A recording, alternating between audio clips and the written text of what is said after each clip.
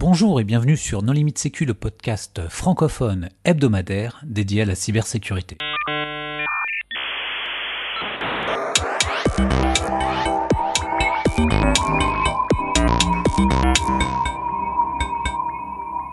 Alors aujourd'hui, nous allons parler de l'ADCS, donc l'outil Microsoft de gestion des clés, de la façon dont cet outil peut être utilisé par les attaquants et comment se préserver de ces attaques.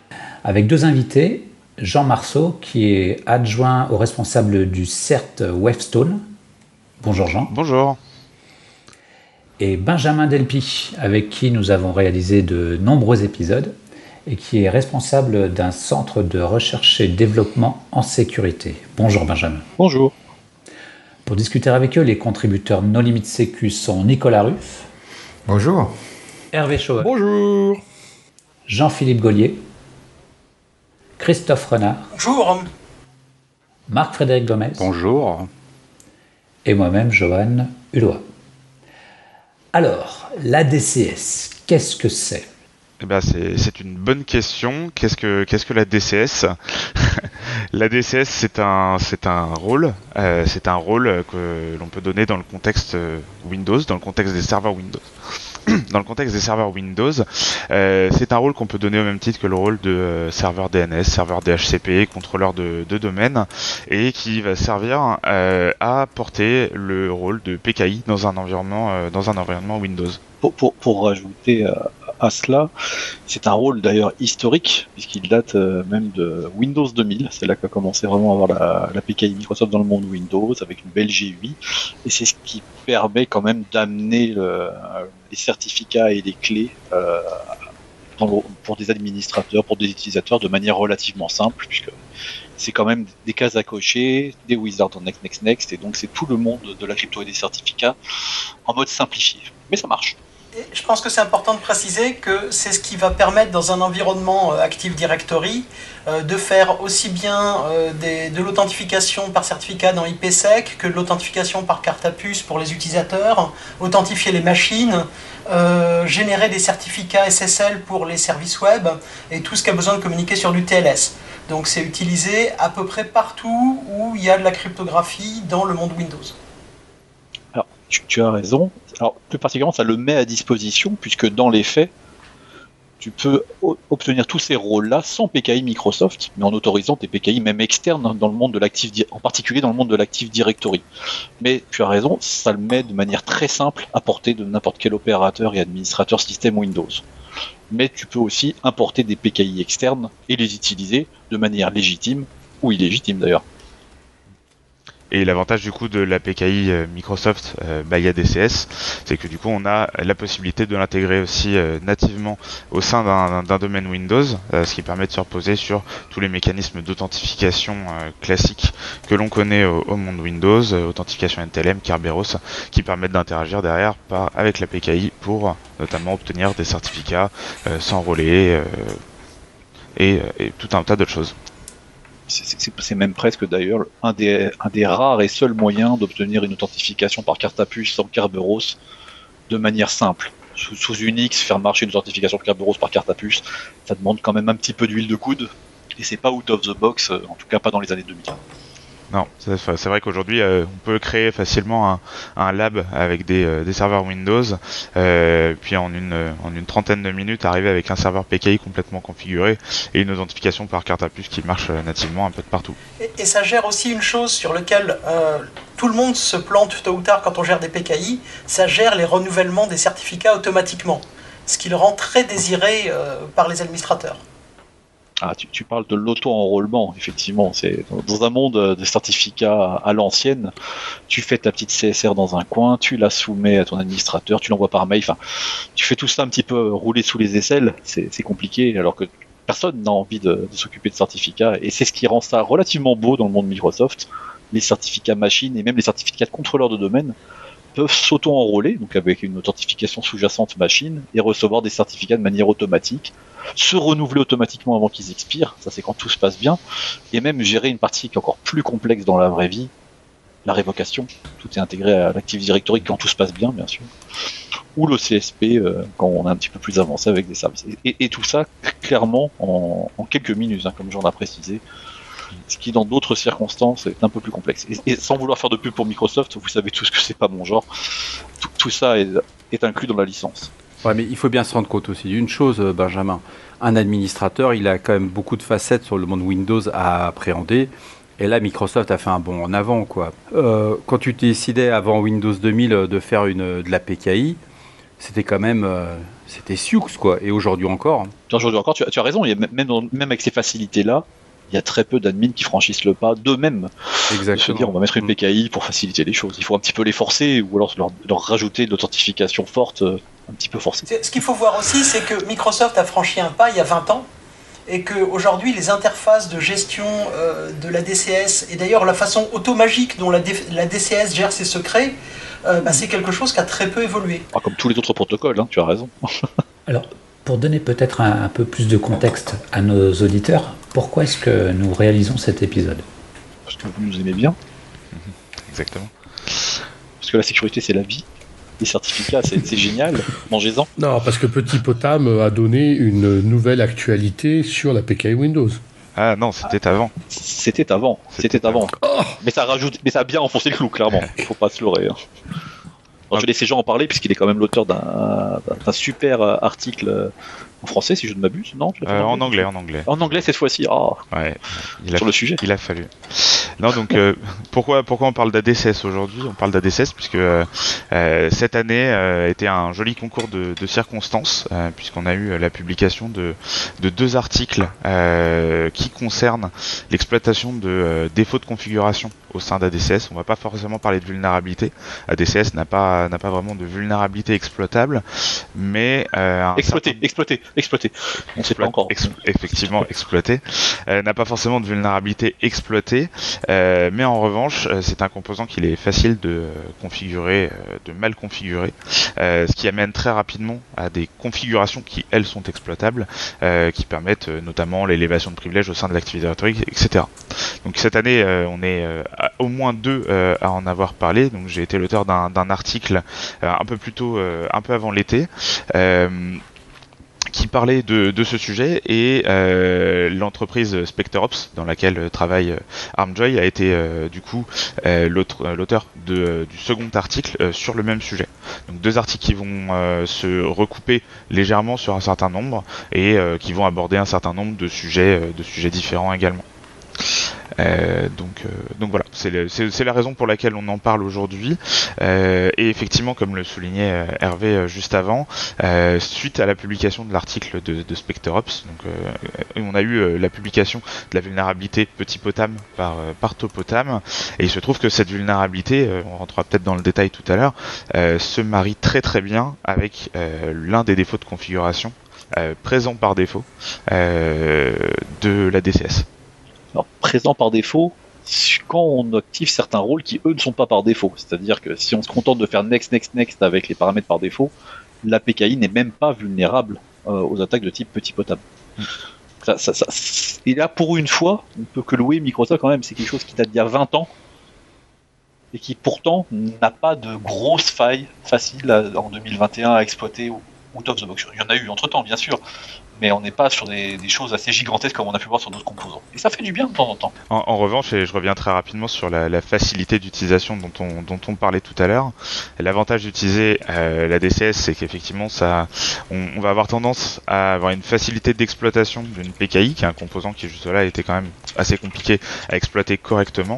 L'inconvénient, c'est que les personnes qui l'utilisent sont moins portées sur la crypto, sont moins portés sur les manières correctes de réaliser certaines actions dans le monde de la crypto, et du coup vont pas avoir la même sensibilité par rapport à certains paramètres de configuration. Et c'est justement ça qui fait que effectivement une PKI out of the box aujourd'hui, quand on fait le next n'est pas exploitable en tant que tel par les vulnérabilités qu'on connaît.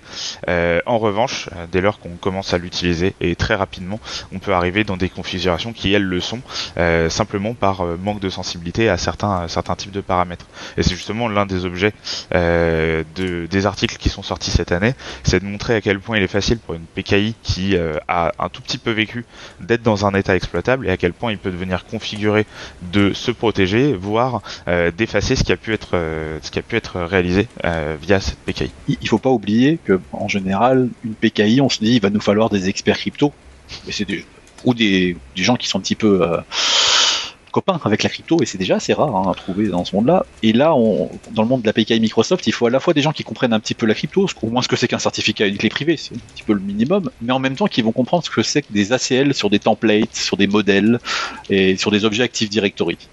Ce mix des deux, quand même très dur à trouver. Donc, on a souvent des problèmes de configuration qui peuvent venir à la fois de la crypto, par exemple, oh tiens, je vais générer des super certificats avec des clés exportables. Bon, c'est un peu ballot en 2021 quand même. Ou alors des gens qui vont me laisser des templates avec n'importe qui peut demander un certificat au nom de n'importe qui. Donc trouver des gens qui comprennent ces deux problématiques-là et qui sécurisent des deux côtés, ça reste rare. Et effectivement, du coup, les défauts de configuration qu'on va vouloir exploiter aujourd'hui sont principalement liés à ce dont Christophe parlait tout à l'heure, à savoir l'authentification par carte à puce. En fait, l'authentification par carte à puce aujourd'hui, c'est un sous-ensemble de ce que Windows propose en termes d'authentification. On connaît l'authentification classique par login mot de passe qui va derrière aboutir sur une authentification NTLM, sur une authentification Kerberos. Mais avec l'authentification par carte à puce, on va pas retrouver ce couple login mot de passe.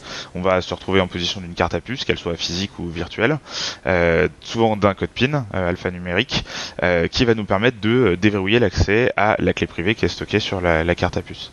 Et là, quand on rentre un peu plus dans le détail, l'authentification qui est faite derrière à l'aide de la carte à puce, c'est un mode d'authentification Kerberos qui va s'appeler PKInit. Et ce mode d'authentification permet d'obtenir un TGT, donc un ticket granting ticket dans le monde Kerberos, à l'aide simplement d'une signature de challenge à l'aide d'une clé privée RSA ou autre. Et c'est déjà là une des premières faiblesses qu'on identifie, c'est que d'ailleurs on aime bien parler de carte à puce pour l'authentification, mais dans les faits, à part un petit flag dans une RFC Kerberos dont personne ne sert, le protocole Kerberos n'a aucun moyen de savoir que c'est une carte à puce. Et donc un certificat logiciel sur son disque plat suffit largement à s'authentifier au niveau de Kerberos. Tout le monde n'y verra que du feu. Donc il y a énormément de faiblesses de configuration possibles avec les PKI, et je pense qu'il faudrait autant d'épisodes de nos limites sécu qu'il y a de faiblesses. Mais un des exemples criants et qu'on voit dans les différents documents, c'est quand vous installez une PKI Microsoft, à part si vous avez acheté un HSM et que vous avez déjà fait un petit peu de crypto, par défaut, vous n'avez aucun moyen de faire une clé non exportable. C'est-à-dire que si vous montez une PKI Microsoft, la clé racine de l'autorité sera une clé déjà logicielle, à part si vous avez du HSM ou du matériel, une Virtual Smart Card, mais par défaut elle sera logicielle et elle sera exportable. Il n'y aura même pas besoin de s'embêter à la déchiffrer, quoi que ce soit, il suffit juste de demander son export quand on va sur le serveur et de partir avec. C'est pratique, après on se fait une PKI parallèle et alors là on est les rois du monde. C'est la Golden PKI.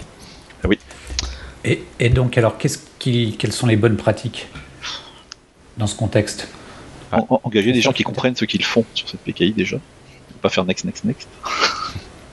Et puis effectivement, dans le cas des autorités de certification d'entreprise, on va souvent pas avoir une seule autorité racine qui émet directement ce qu'on appelle des certificats feuilles, qui sont les certificats pour les utilisateurs, les entités ou les machines. On va en général avoir une arborescence un peu plus compliquée, avec en général 2 niveaux. Donc on va avoir une autorité racine qui correspond à l'entreprise, et ensuite on va avoir des autorités de certification intermédiaires qui vont correspondre à des besoins. Par exemple, l'autorité de certification qui émet des certificats SSL pour les serveurs web. On va avoir celle qui émet des certificats pour les utilisateurs. Et du coup, l'une des recommandations pour limiter la surface d'exposition, ça va être d'utiliser une autorité racine qu'on va mettre en mode hors ligne. L'avantage de la mettre en mode hors ligne, on a besoin de la réveiller une fois toutes les X années, tous les X mois pour publier les revocations. Mais en dehors de ça, elle est stockée hors ligne et du coup, elle est totalement non exploitable. Donc ça, vous disposez d'un HSM? c'est toujours le mieux de toute façon, HSM, mais ça n'empêche pas une des attaques qui est relativement facile, et ça va venir sur un élément de sécurisation qu'il faut absolument faire. Si je prends la main sur un serveur de PKI, que la clé soit exportable, pas exportable sur un HSM ou juste sur un fichier plat, je peux totalement demander à Windows de signer des opérations pour moi. Que ça soit via les API de la PKI, qui laissent des traces, ou que ça soit par un accès direct à la clé privée. Une carte à puce, on n'a pas accès à sa clé privée, mais par contre, on lui demande de faire des opérations.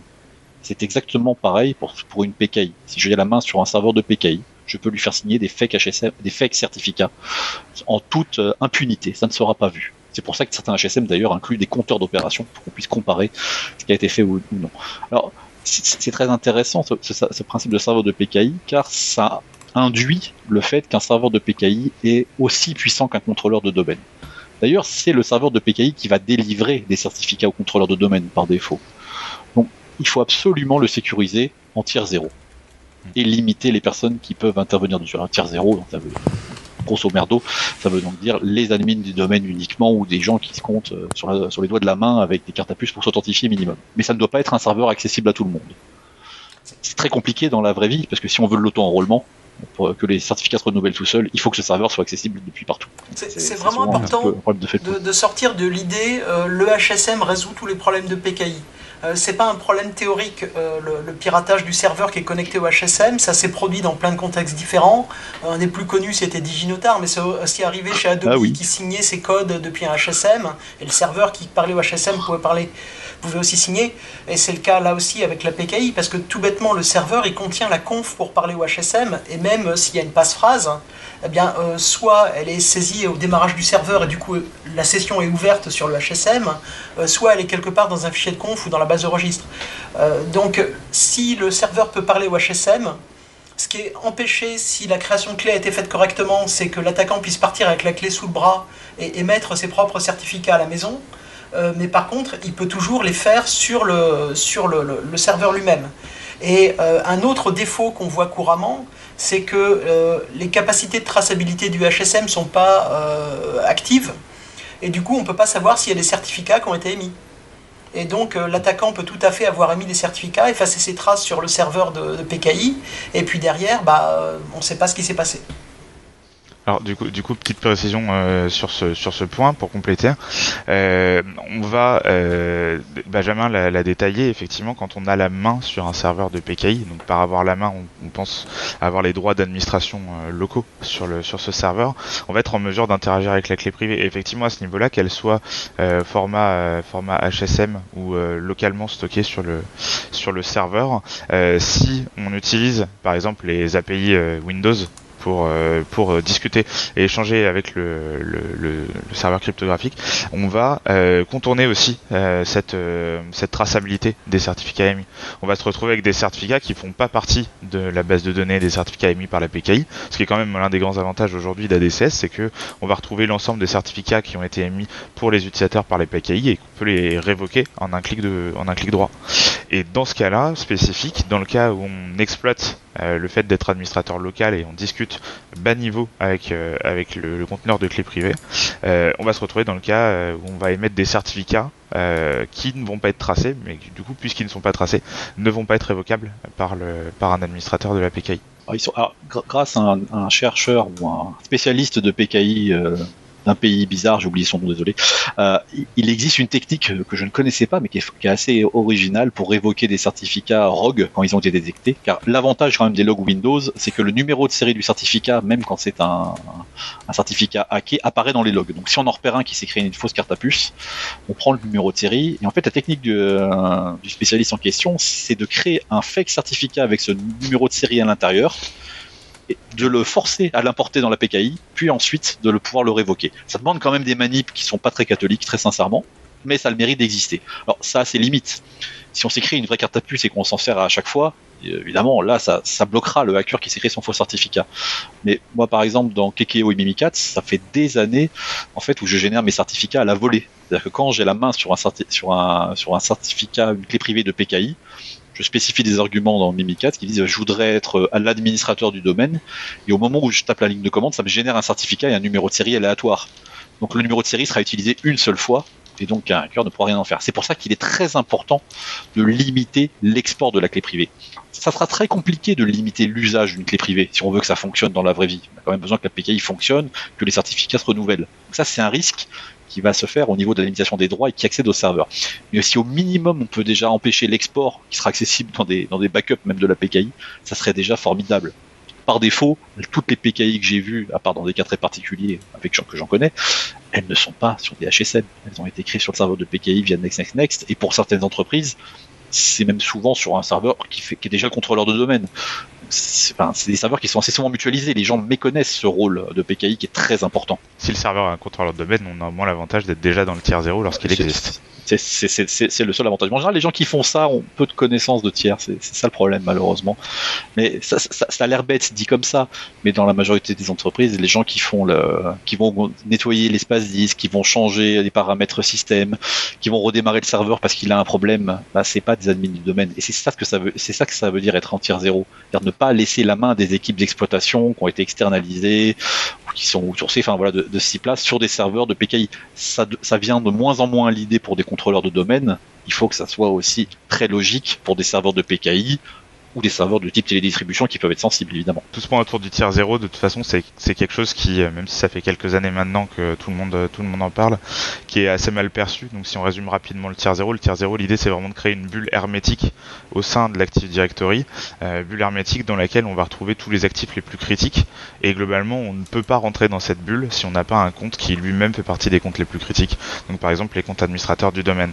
Et aujourd'hui, la plupart des gens en entreprise vont avoir tendance à ne pas séparer les rôles d'exploitation des serveurs des rôles d'utilisation des serveurs, et à considérer que lorsqu'un serveur est dans le tiers 0, il est totalement inutilisable par des utilisateurs en dehors de ce tiers 0.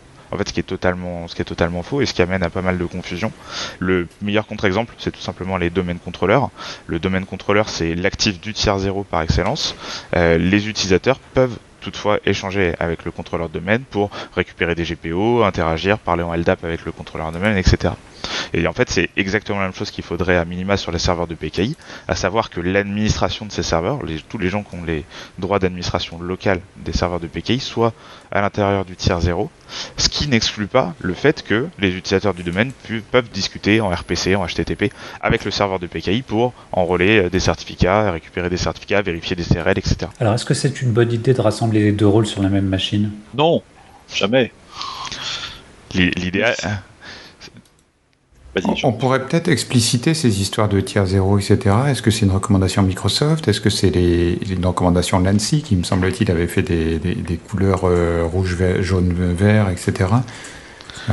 Alors aujourd'hui le tiers 0 c'était effectivement, peut-être pas sous ce nom-là exactement, issu d'une recommandation de Microsoft qui avait designé un modèle de délégation d'administration qui s'appelait le Secure Administration Environment, SAE je crois, qui était un modèle qui visait à séparer justement en tiers hermétique les actifs du domaine. Donc on avait notre tiers 0 avec les actifs les plus critiques.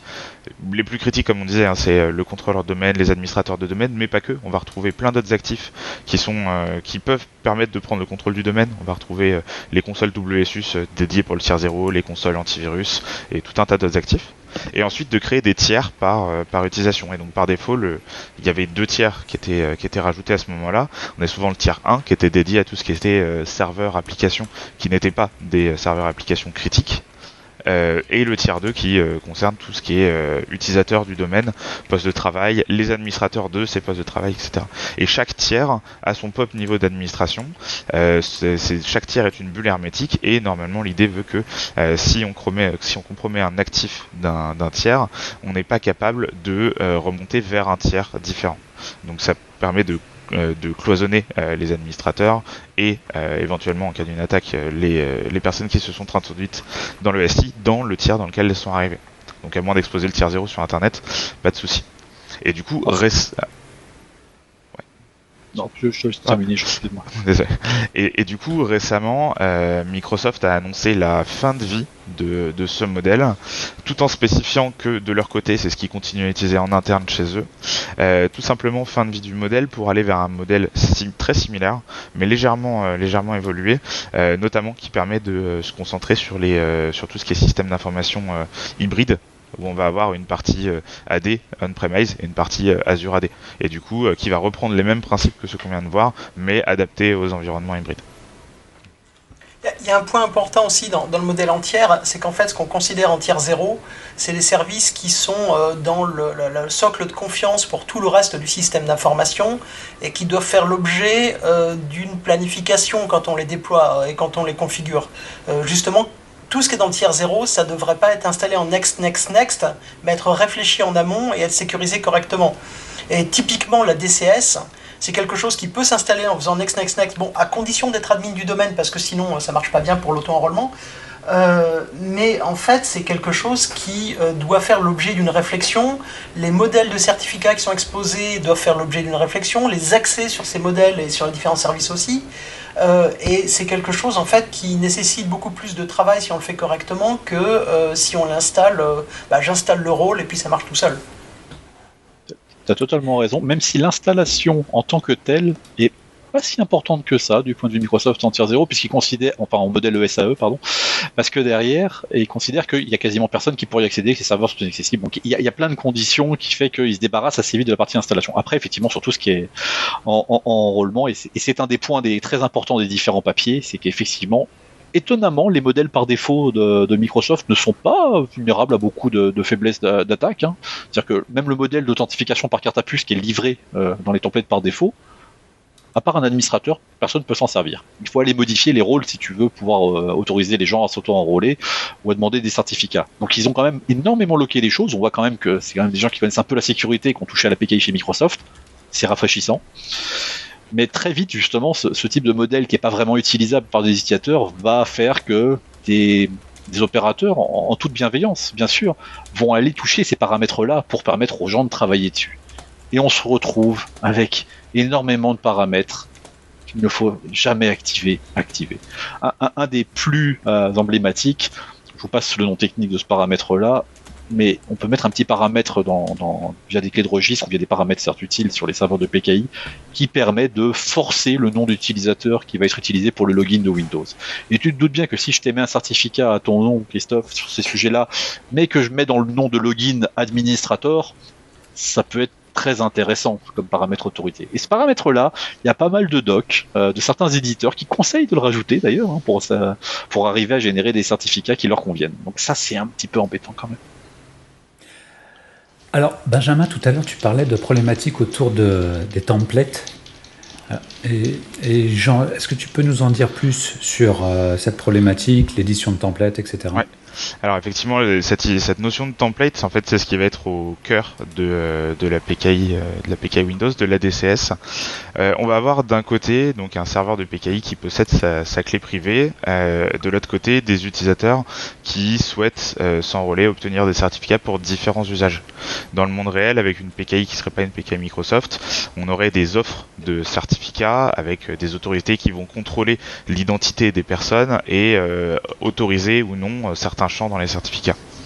Dans une PKI Microsoft, on a beaucoup d'automatismes, donc beaucoup d'opérations qui ont été simplifiées, et notamment cette notion d'offre de certificats.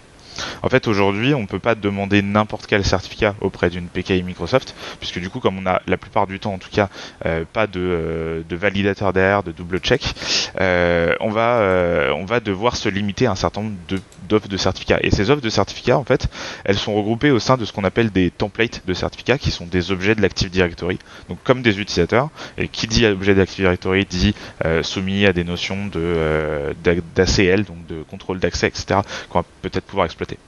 Donc ces templates de certificats, ils vont regrouper pour une offre de certificat globalement le gabarit de ce à quoi va ressembler le certificat que l'utilisateur peut demander. Et on va retrouver un certain nombre de paramètres dedans, notamment les usages pour lesquels le certificat va être émis, la durée de validité, là où vont se retrouver les listes de révocation, etc. Et du coup, le point qui a été super intéressant dans les articles qui ont été écrits cette année, c'est que pour faire de l'authentification Kerberos, globalement, on a besoin de ce qu'on va appeler des extended key usage, des usages de clés étendues, quelques extended key usage qui permettent de réaliser cette authentification.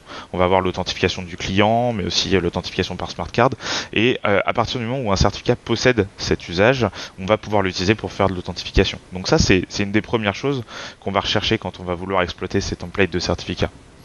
Et il y a une deuxième chose qu'a mentionné Benjamin tout à l'heure par rapport au template, c'est de savoir globalement quel est le sujet, quel va être le sujet du certificat, pour qui ce certificat est émis. La plupart du temps, par défaut, Windows va limiter l'émission du certificat à la personne ou l'entité qui le demande. C'est-à-dire l'entité va réaliser une authentification RPC, on prend l'exemple d'RPC, mais réalise une authentification RPC auprès du serveur ADCS. Le serveur ADCS du coup extrait l'identité de la personne et ne va autoriser en tant que sujet du certificat que cette personne-là. Donc on ne peut émettre des certificats d'authentification que pour soi-même. Et dans certains cas, avec certains usages qui sont tout à fait légitimes par ailleurs, on doit pouvoir être en mesure, par exemple lorsqu'on a un administrateur, de demander un certificat pour d'autres personnes, d'autres entités, d'autres objets.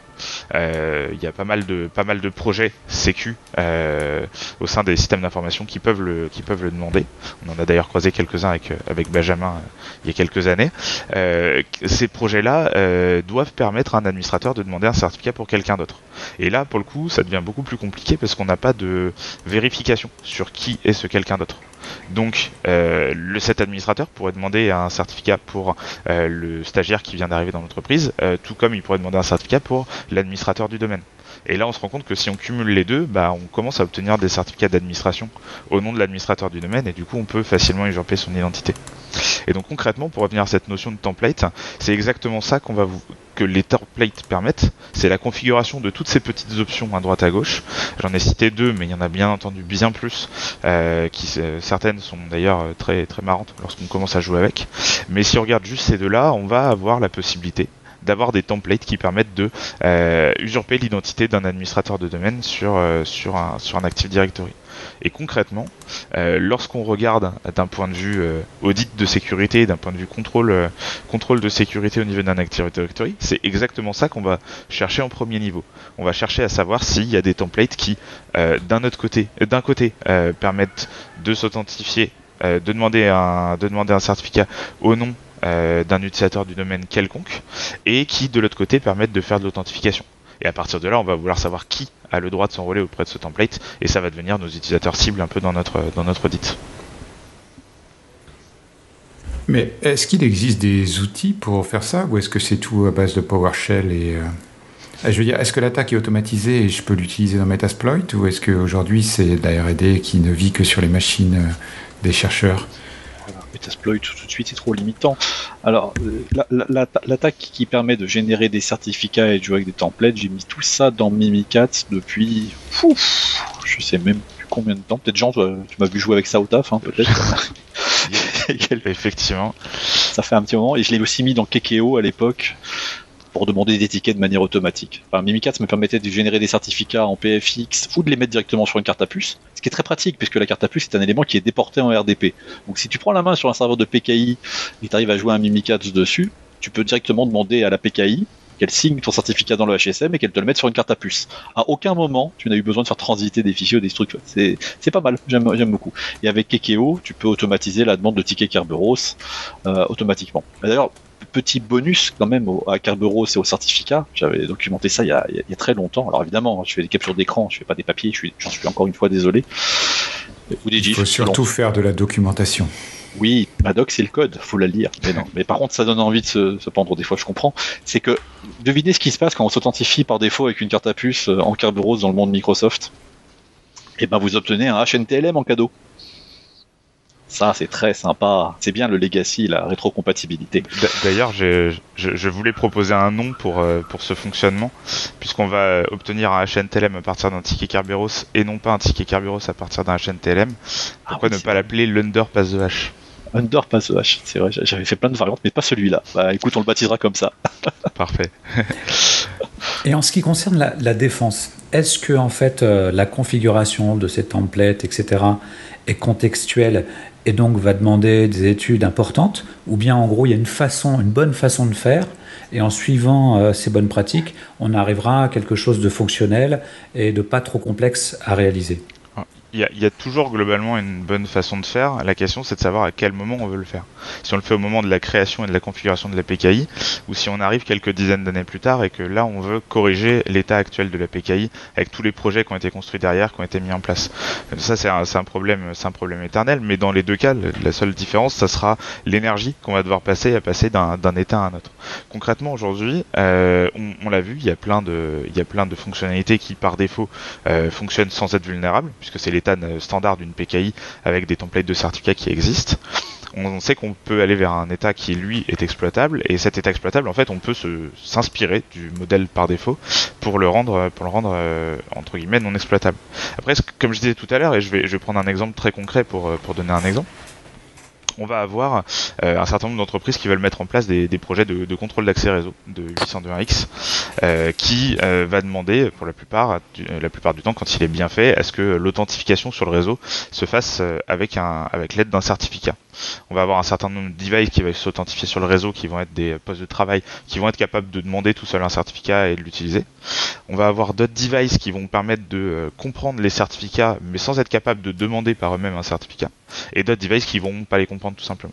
Et si on regarde la deuxième catégorie d'équipements, par exemple, un certain nombre d'imprimantes aujourd'hui sont dans ce cas-là, on va avoir un équipement qui demande un certificat sans avoir la possibilité de s'authentifier auprès du serveur ADCS pour le demander. Donc on va devoir avoir une tierce personne qui demande ce certificat d'authentification au nom de l'imprimante, et qui pourrait être au nom de l'administrateur du domaine. Et donc à ce niveau-là, à partir du moment où ces administrateurs qui peuvent faire cette demande ne sont pas des administrateurs du domaine, normalement c'est un comportement qui est prohibé. Donc si on veut autoriser ce comportement en mode sécurisé, entre guillemets, on va devoir mettre une barrière supplémentaire. Et cette barrière supplémentaire, c'est quelque chose qui, globalement, est fourni par la DCS. C'est la mise en place de ce qui s'appelle le Admin Approval Mode, le Manager Approval. Tout simplement, c'est le fait d'avoir une double validation lors de l'émission d'un certificat. On va avoir le premier administrateur fonctionnel, qui est l'administrateur projet, qui va devoir demander son certificat pour son imprimante, et on va avoir un administrateur, qui lui par contre devrait être positionné tier 0, qui va être en mesure de valider cette demande de certificat et d'émettre le certificat. Et donc en séparant les rôles, on va réussir à tomber dans un mode un peu plus sécurisé. Ça rend un peu plus compliqué le travail d'exploitation, parce qu'on va devoir nécessiter l'authentification d'un admin tier 0 pour des actions presque day to day, mais c'est un mode sécurisé. Mais on est d'accord qu'aucune personne qui valide une demande de certificat ne va vérifier des Subject Alternative Name ou des OID ou... Ah, tu serais surpris. Ça dépend si cette personne s'appelle Benjamin Delpy ou pas. Non, ça dépend combien il y a de demandes par jour. Il y a vraiment, je pense que du point... D'abord, il y a un héritage qui est important, et traditionnellement, la façon de gérer la PKI Microsoft, c'était de passer par des modules UMMC, où il fallait scroller beaucoup, cliquer, pas toujours très fiable. Et quand il y a des milliers de certificats, et dans un SI moderne avec pas mal de machines, on parle plutôt de dizaines de milliers ou de centaines de milliers de certificats, les approbations, ça dépend combien il y en a par jour, mais clairement, c'est pas vérifiable à la main. Par contre, ce qui est faisable, c'est aujourd'hui aussi bien fourni par Microsoft que par des tiers. Il y a des modules PowerShell qui permettent d'adresser directement la DCS. En fait, PowerShell nativement peut présenter la DCS comme un file system. Et du coup, on peut le requêter, on peut travailler dessus de façon automatisée qui monte à l'échelle et qui permettent par exemple d'inspecter tous les nouveaux certificats qui est un alternative name qui correspondent à une règle ou à une autre. Comme toutes les choses en fait dans la gestion de SI moderne, c'est la capacité à automatiser et à pas faire à la main et à pas faire sur une IHM des choses fastidieuses et répétitives qui permettent de monter à l'échelle. Après, il ne faut pas oublier que Microsoft met à disposition ce système de PKI de manière historique, mais que ça fait des années qu'ils essayaient je sais pas s'ils essayent encore maintenant avec Azure, mais que ça soit interfacé avec du FIM, du Forefront ou ce qui permet d'avoir des vraies autorités d'enregistrement et de contrôle de délivrance de certificats. Bon, ça n'a pas beaucoup accroché parce que mettre en place FIM, très sincèrement, c'est plus compliqué que mettre en place un domaine et une PKI à part entière. Mais les vrais PKI hors du monde Microsoft, tous ces process de vérification, de validation de qui demande pour qui, c'est bien sûr prévu dans les process. Et heureusement, quand vous demandez un certificat de signature de code et que vous vous déclarez être Microsoft, vous pouvez être à peu près sûr que vos amis GlobalSign, VeriSign, Symantec, enfin tous les gens de la place, ils vont vous demander une preuve exacte de qui vous êtes et ça sera, la plupart du temps, validé humainement. Voilà, ça dans le monde Microsoft, ça a été fait plutôt en mode on vous met en place une PKI parce que dans tous les cas ça sera mieux que ce que vous allez faire vous-même avec OpenSSL, ce qui est vrai, faut être réaliste. En plus c'était plutôt gratuit, donc ça a plutôt bien adhéré, mais ça a mal vieilli. Il y a tous les process de vérification de qui est en face, de process même de vérification. Normalement, ça n'existe pas par défaut dans le monde de Microsoft. Par défaut. Je dis pas qu'on peut pas ça peut pas être rajouté. Et je pense aussi que Microsoft avait prévu aussi que peut-être des éditeurs allaient venir se brancher à leur système. Et je crois qu'il y en a eu qui ont existé, mais sont très mal connus et aussi ont très mal vieilli. Donc, et ça s'est pas fait. Donc, ce qui fait qu'on reste très souvent avec des PKI qui ont été mis parce que les gens ont été forcés. On leur a dit de mettre en place un certificat sous 2IS et c'était ce qui avait le plus rapide à faire avec 3 clics. Ou quelqu'un a voulu mettre en place une carte à puce pour faciliter la vie. Mais dans les faits, on le voit bien avec le monde Azure, Microsoft, la PKI, c'est pas quelque chose qu'ils encouragent. Ils font plutôt des authentifications par clé maintenant, qui sont plus vraiment liées à des certificats ou des certificats auto-signés pour des raisons de rétrocompatibilité. Mais ils ont plus un fort attachement aux autorités de certification, aux authentifications par certificat. C'est pas ce qu'ils aiment le plus. Oui, sans vouloir dérailler la conversation, en fait, les certificats étaient populaires à l'époque où les gens pensaient que S-MIME allait résoudre le problème du mail sur Internet. Bon, on sait ce qu'il en est aujourd'hui. Hein. Combien de personnes échangent des mails chiffrés au quotidien ? Mais combien de personnes communiquent sur peut-être plus par S-MIME que par PGP, on va dire ça comme ça. Bon, allez, on se roll. Allez, Alors, si on se met à la place de bon nombre d'auditeurs qui travaillent dans des infrastructures qui ont un bon nombre d'années également, par quoi ils devraient commencer ? C'est bête, mais je l'ai dit encore dès le départ, qu'ils n'essayent pas de faire tout ça eux-mêmes. Enfin, je veux pas dire qu'il faut qu'ils engagent Wavestone. Ouais, genre, on va me faire un grand sourire. mais je suis pas là pour faire de la pub. Mais il y a clairement des gens pour qui c'est le métier de toucher à la PKI, même si c'est juste pour aider à la montée. Enfin, c'est comme si on dit on va bricoler en voiture. Je suis désolé, moi j'ouvrirai jamais le capot, à part faire l'huile et encore. Mais c'est vraiment pas mon job. À part si on s'y connaît vraiment en objet Active Directory ou en PKI. Très sincèrement, il faut mieux pas essayer de le faire soi-même. Ouais. Ou alors de ne pas dévier des usages de Microsoft.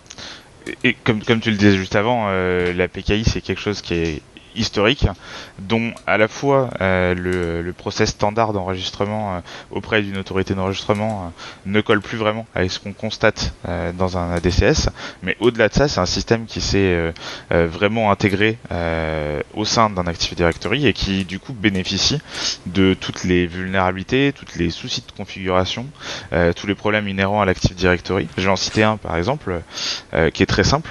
On a un administrateur qui va vouloir faire un test pour un projet qui va créer un template de certificat qui est exploitable, mais pas de souci, il le crée pas accessible pour tous. En le créant, par défaut, il va terminer propriétaire de cet objet Active Directory et du coup son compte va devenir un compte qui permet d'agir sur un objet qui devrait être un objet tier 0. Parce que du coup, au-delà des serveurs ADCS, on va vouloir aussi mettre les templates de certificats dans le tier 0 pour exactement les mêmes raisons.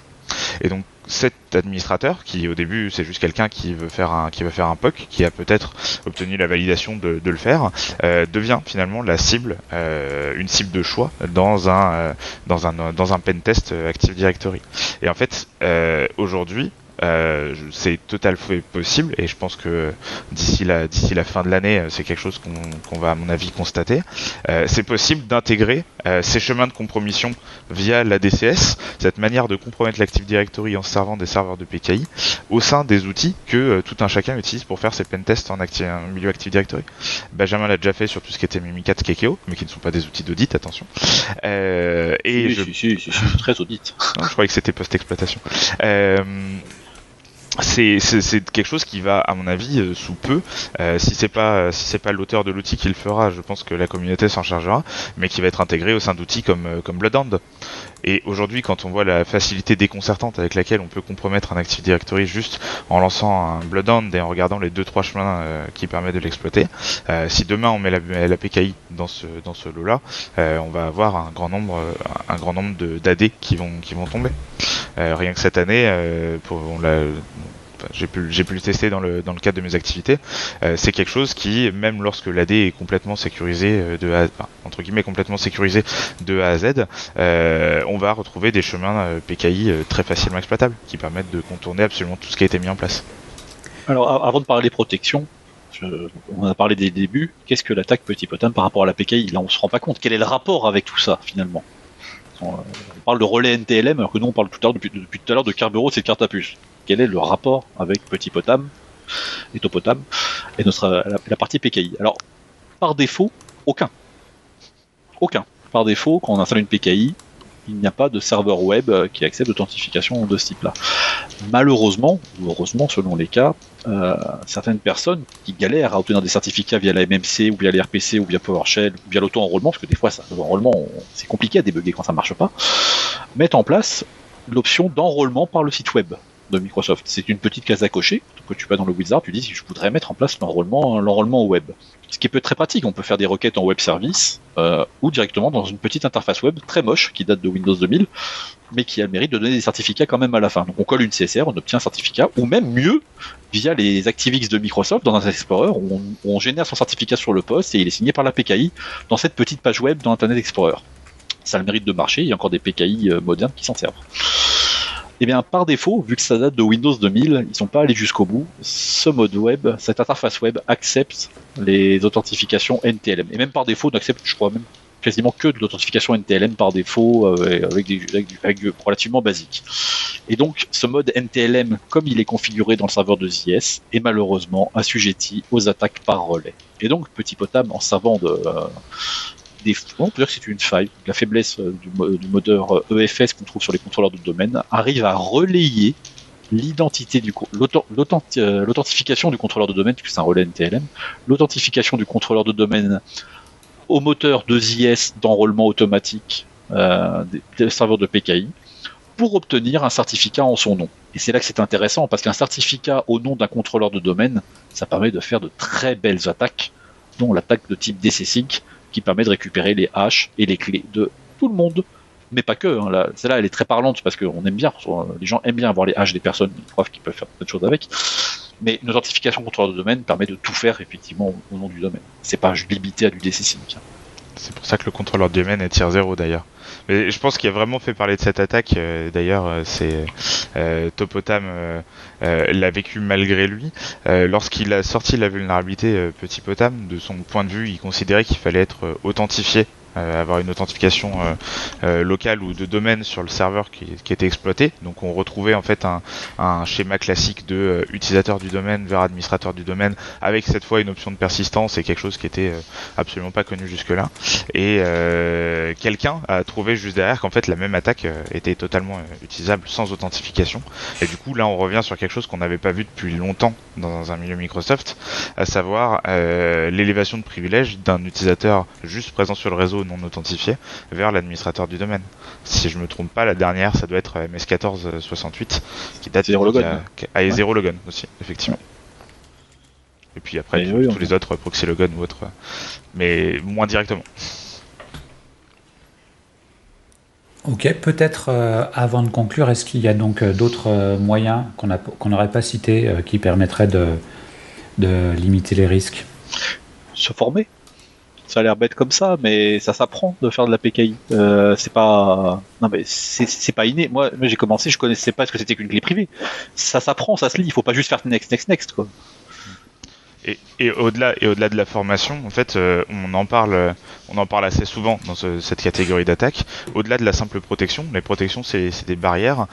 Comme on l'a vu récemment avec Print Nightmare, les barrières se contournent. C'est pas parce qu'on a mis une barrière en place que quelqu'un ne trouvera pas une manière de la contourner. Et du coup, ce qui peut être intéressant, c'est de renforcer la protection avec de l'observation, du monitoring, de la surveillance, en mettant en place de la surveillance via les journaux d'événements Windows. Il y a les quelques articles qui sont sortis cette année en parlent. Il y a quelques ressources en ligne qui permettent de le configurer. Si on veut se lancer dans une aventure autour de la crypto, autant se lancer dans l'aventure de savoir sur qu'est-ce qu'on peut observer par rapport à la mission de certificat, et ce qui permettra le jour J d'être capable d'investiguer, savoir ce qui s'est passé, à défaut d'avoir pu le bloquer. Ça me semble être une bonne conclusion, mais peut-être que vous souhaiteriez ajouter des choses en mot de la fin.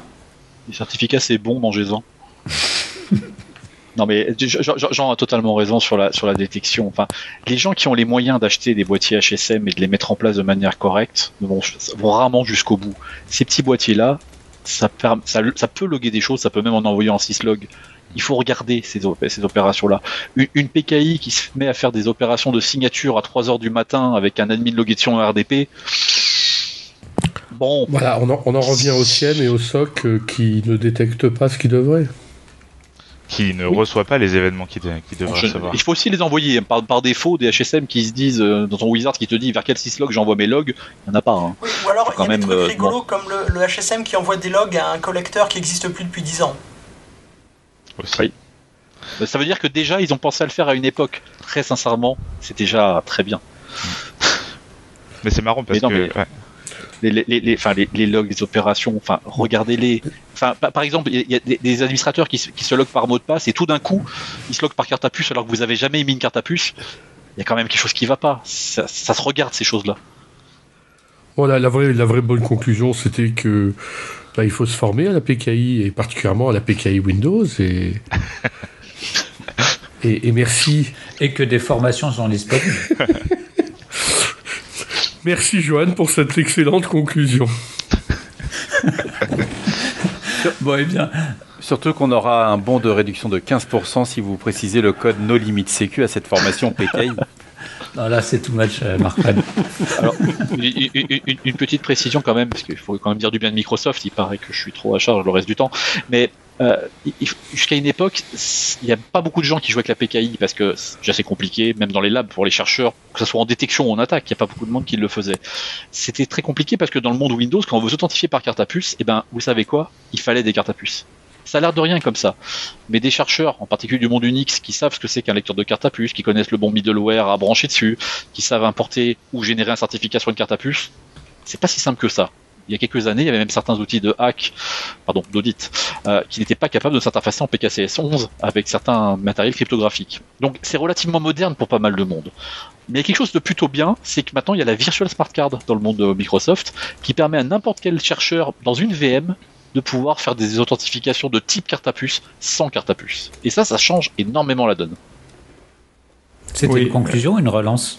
Alors, ayant essayé d'utiliser des cartes à puce, il faut quand même... à une époque, il fallait signer des NDA avec le vendeur, les logiciels n'étaient pas en téléchargement libre sur leur site web, ils étaient envoyés sur des CD sous blister, etc., numérotés. Enfin, installer une carte à puce, c'était rentrer dans le monde du hardware, qui est exactement l'opposé de l'open source.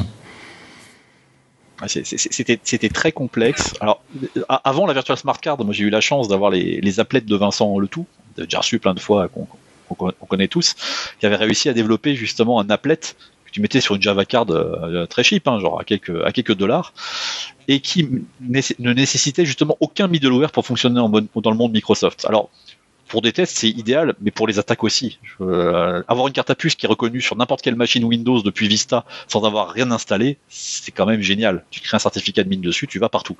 Bon, ça c'était la parenthèse attaque, mais pour la partie lab, ce type de carte à puce là, avec cette applet là ou la Virtual Smart Card, vous permet à n'importe quel chercheur de se monter un petit lab, de tester des authentifications par carte à puce, ou même certificat logiciel s'il se débrouille avec des outils tiers, et d'observer des comportements normaux et anormaux. Avant, c'était quand même très compliqué. Maintenant, c'est quand même à la portée de tous via des VM. Bon, eh bien, Benjamin, Jean, merci beaucoup d'avoir accepté notre invitation. Merci aux contributeurs. Chers auditeurs, nous espérons que cet épisode vous aura intéressé. Nous vous donnons rendez-vous la semaine prochaine pour un nouveau podcast. Au revoir. Au revoir. Au revoir. Au revoir.